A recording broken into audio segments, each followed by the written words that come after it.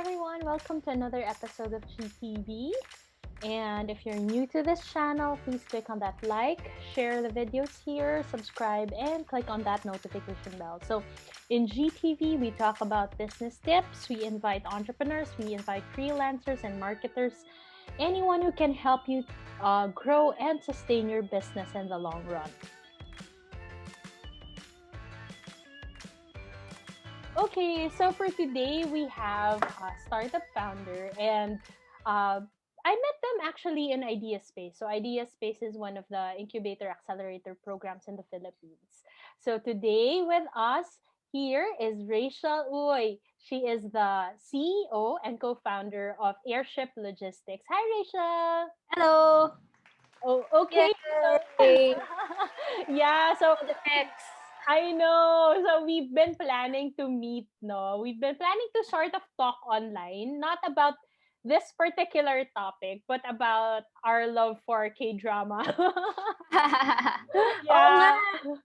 Oo nga. So hindi kami matuloy-tuloy. Ayan. But this one, at least now, I invited Rachel to tell you more about her startup. So maybe you can give them a brief intro on who you are and how did you get into this? Well, okay. So I graduated business actually. But before I entered into college, I applied for computer science. But back then, my dad wanted me to take accounting. He said, uh, computer science developers, I don't think people will hire developers. Look at our Back industry then. now. Yeah. Yeah. So I shifted but eventually he gave in and I was able to enter I was able to get computer science. But when I did my first day in college, I mean, not it wasn't first day, it's like orientation seminar. So Mhm. it's like before the first day. We I got to tour around the campus where the classes will be held, and then I guess I got um I saw the computers on the computer lab, and then I thought this is where I'm going to spend most of my days, college days. And then I thought maybe it's going to be a waste because I can already learn those things online. So I taught myself how to do basic programming before college. That's why I wanted to go into computer science. So I shifted pa rin to business. Mhm. So I shifted to business, which was a good thing because now I'm like like a developer in a business industry, like, Yeah. right, like Yeah, very you can useful. use both. Yeah, very Yeah. useful. Mhm. Yeah. So after college, I graduated business. I still applied as a developer. So I applied to HP. So that's where I relearned the ropes because the computer industry like 4 years ago, back then was like very different already. So I had to relearn everything. Yeah. And so yeah, there I spent 3 years there. I got some mentors there from the IT industry. And then after that, I started some businesses with my business partner Mhm. from different industries. Like I'm also a real estate broker, CFA level one. Wow. So uh, we went into different industries, but they all revolved around me developing a software for that. Oh. So there so I before Airship, we experienced a lot of failures. One in particular was like an event management software back in Yeah. 2015. So my first lesson was don't be a perfectionist. We spent more than a year building it in our office without showing it to the clients. Oh no. So Yeah. yeah, Okay. and then we ran out of money. We're three develop me and my business partner right now, Charlotte, and then we have my colleague in HP. So we're both the developers. So my other developer co-founder ran out of money. He had to get a job, and then that's it. Mm. 1 year worth of software. It was very big software. It became big. We never Mm. shipped it out. So there. So yeah. So Okay. 2016. Oh yeah, but before that, so I'm kind of a multitasker. So I run things in parallel. Mm-mm. So one of the businesses So even though we have like several tech failed startups, we have an e-commerce business ongoing Okay. since 2012. So that one we got to meet logistics like courier companies, send the Mm, big one before, yeah, and the one of then Bjorn. Yeah. yes, the one with Bjorn.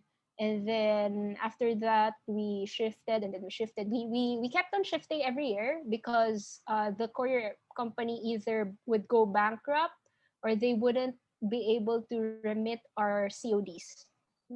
So we Okay. lost a lot of money also.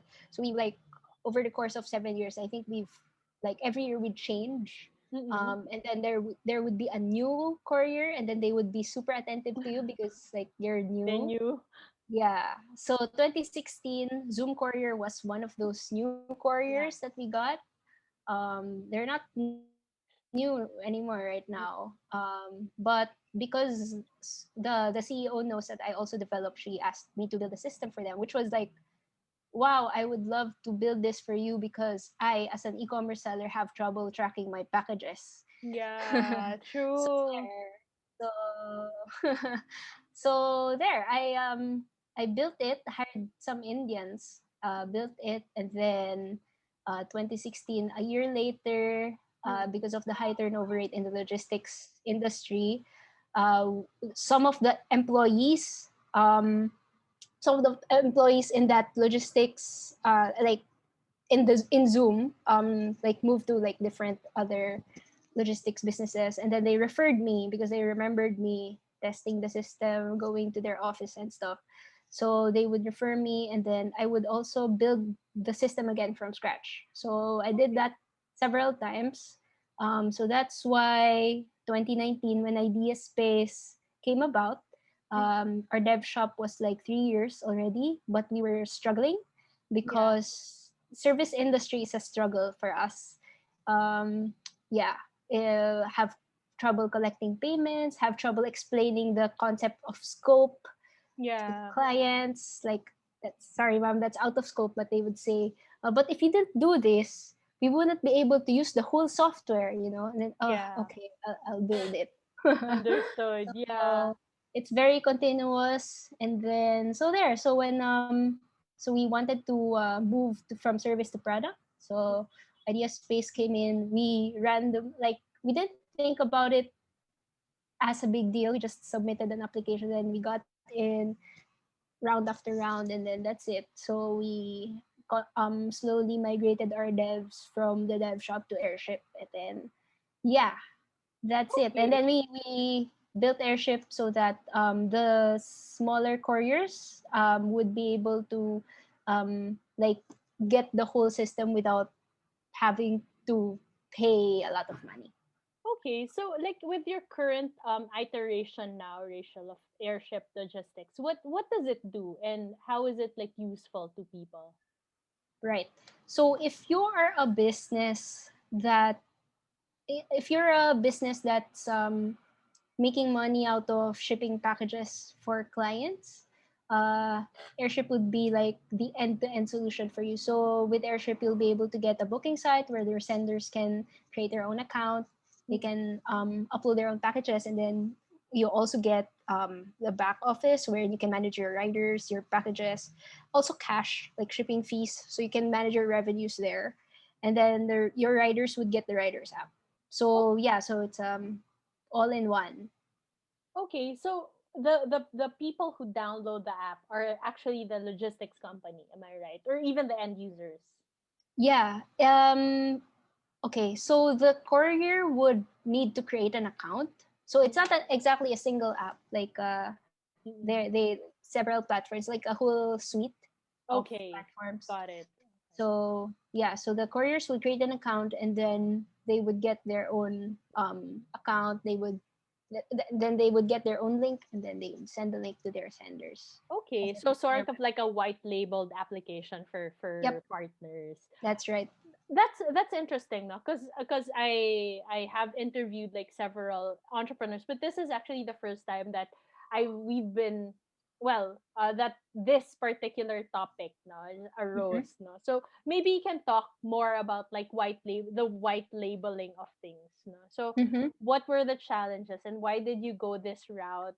Why did you shift from being a dev house also to sort of like productizing this particular application? Yeah. Well, our Well, the model that I'm looking at, so since I'm coming from a dev background, I look at the product first. So the model that I was looking at when I was architecting Airship was Shopify. Mm, So we want it to be as easy as Shopify. So when you want to set up a courier, like you want to create your own courier, you just sign up and then you can start running your courier business today. So that's like the whole concept of it. mm, Yeah, so it's modeled out of that. And then with regards to the dev shop, why are we shifting? So, well, if you think about it, it's already 2020. Most of the softwares that you need has already been created as well. So the dev shop model is kind of old already. mm, If you try to pitch,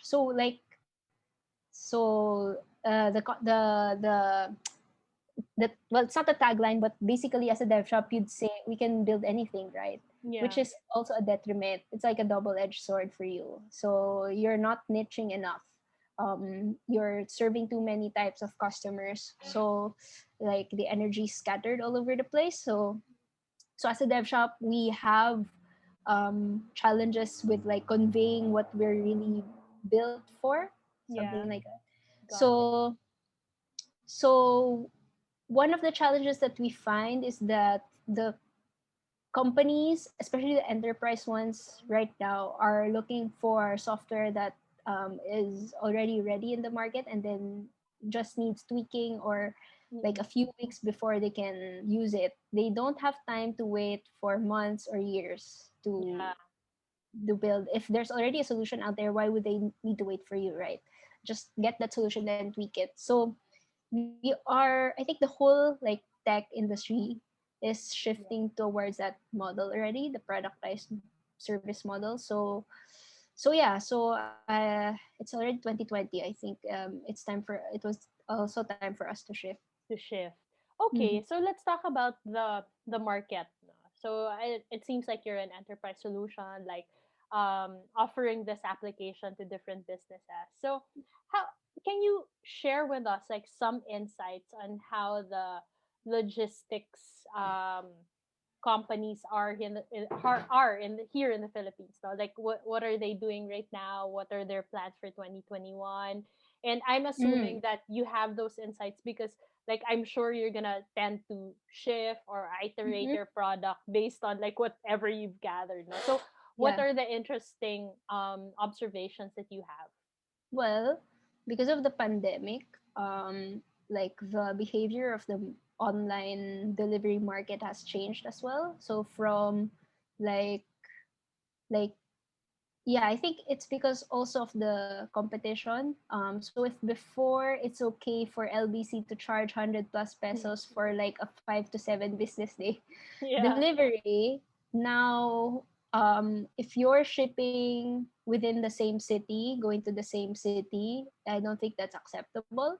Mm-mm. So that's why the rise of the same day or on demand couriers and pabili, yeah. Mm-mm. So those are like the ongoing trend right now, Mm-mm. and there will be, yeah. So since we are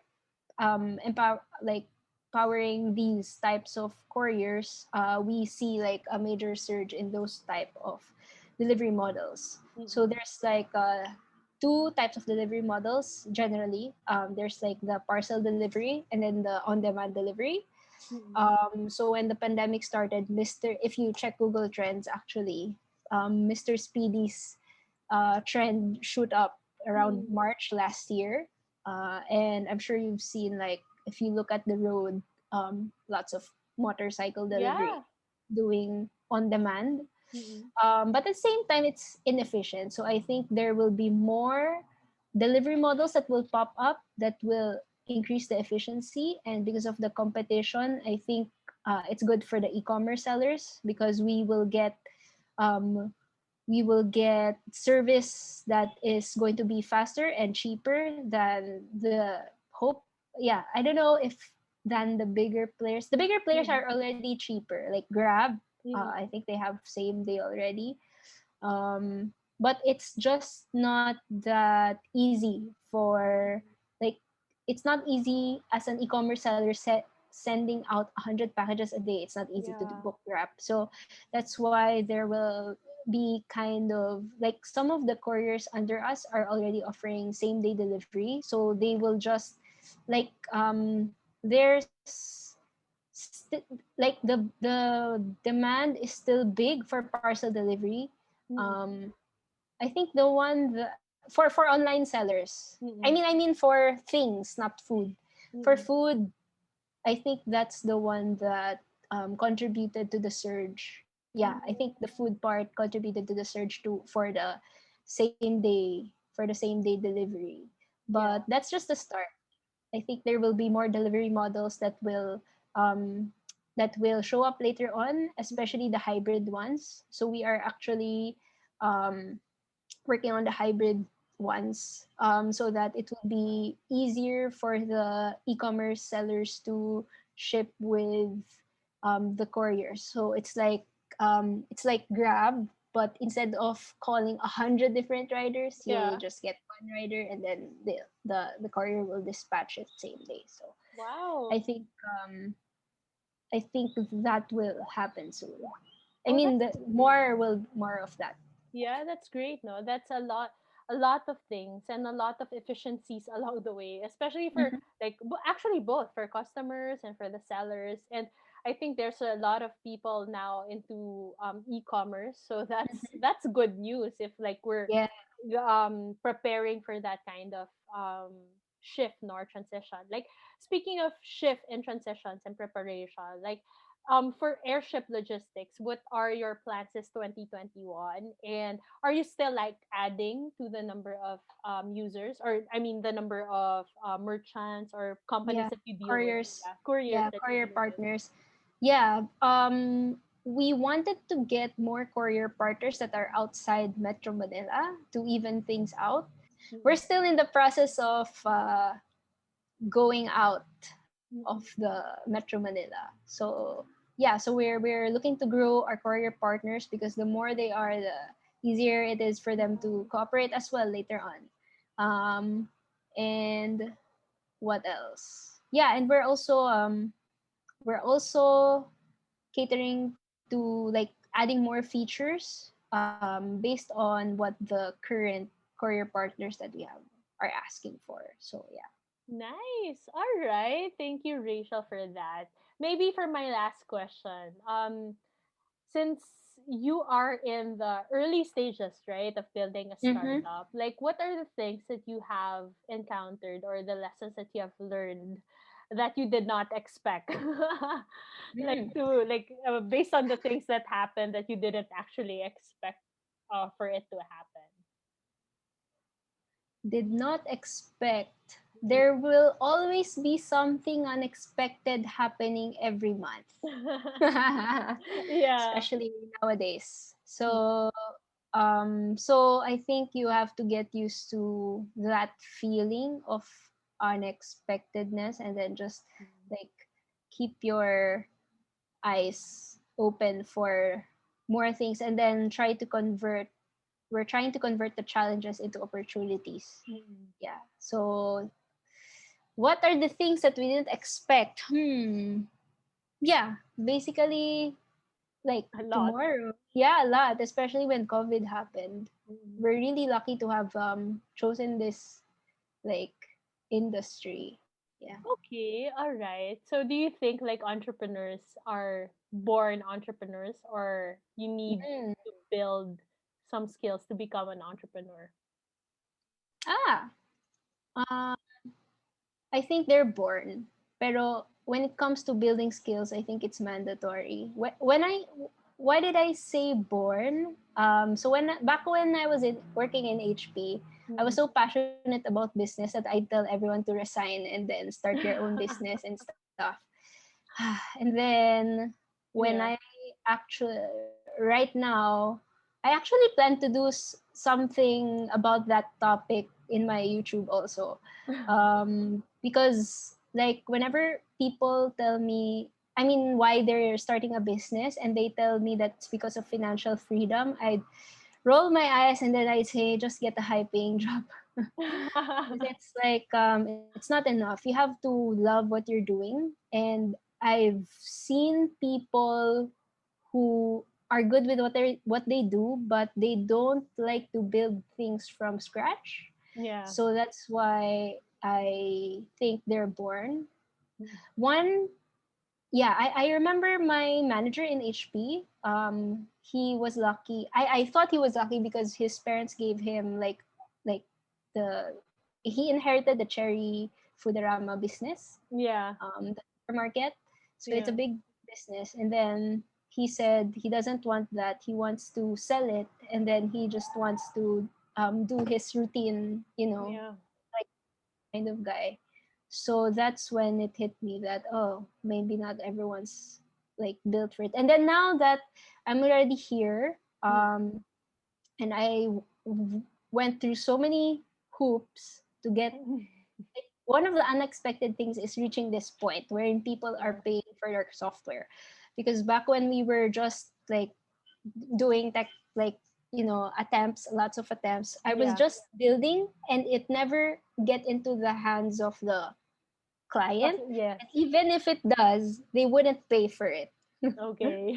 Yeah. So one of the things that's one of the pleasant surprises that we were able to build something, get it into the hands of customer, and then them start paying. So that's really, really mind blowing. Oh, that's great. Well, So congratulations, Rachel. I think you've done like amazing job, no, at growing airship logistics. Maybe you want to invite them, and if they're career partners in the provincial areas, you'd like to invite yeah. them as well. Yeah.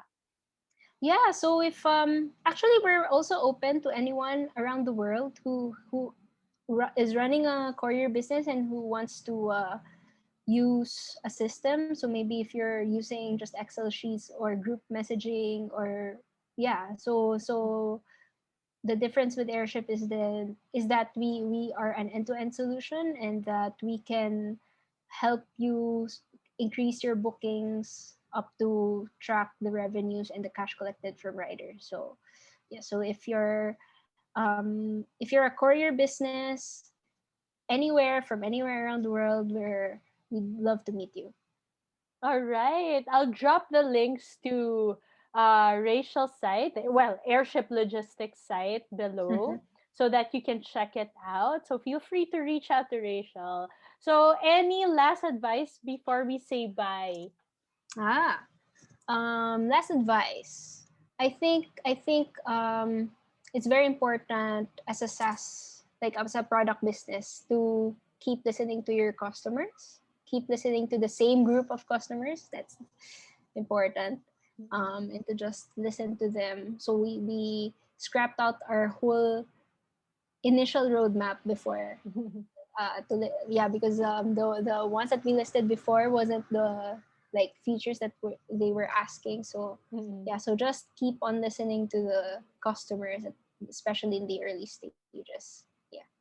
Okay, so keep listening to your customers. Thank you, Rachel, Thank for you. agreeing to be part of this vlog. And I hope you enjoyed, to our viewers who are watching, I hope you enjoyed this episode. If you like this video, click on like, share, subscribe, and click on that notification bell for more videos like this. Again, Ding. this is Ginger. Bye, everyone. Bye. Thank you. Thanks, Rachel. Bye. Bye. Thank you.